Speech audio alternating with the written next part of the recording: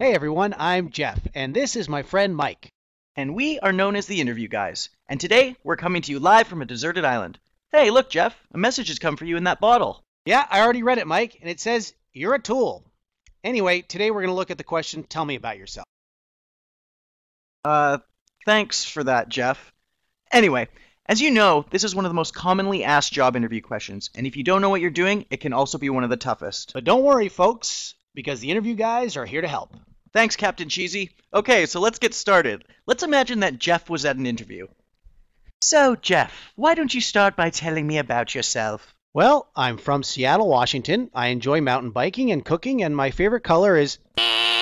Sorry, Jeff. That is not the way to answer that question. Let's take a look at where you went wrong. Okay, so there's 3 main points that you need to remember when answering this question. What's the first one, Jeff? Well, as you saw in my bad answer, you absolutely do not want to go on and on about your personal life or hobbies and interests. Which leads me to point number 2. You want to include specific work achievements from your past in your answer. But there's one final trick, isn't there, Jeff? That's right, Mike. It is always a good idea to mention your strengths and abilities in your answer. Okay, Jeff, well, let's give you another shot at it. So, Jeff, why don't you start by telling me about yourself? Well, I've been in sales for the last 5 years. My most recent experience was in the retail industry where I was a manager at the Comfy Shoe Company. I was personally responsible for a 30% increase in sales over the last year. I'd say that my main strength is my leadership ability, which was evident in the way I mentored my sales team to reach our lofty goals. What I'm looking for is a company that values teamwork and the group dynamic, where I can join a strong team and have a positive impact on the team dynamic and sales revenue. Outstanding work, Jeffrey. Way to use the 3 points we talked about effectively. So, did you see the difference? The first time I answered, I gave a wishy-washy response that would have taken me out of the running right away.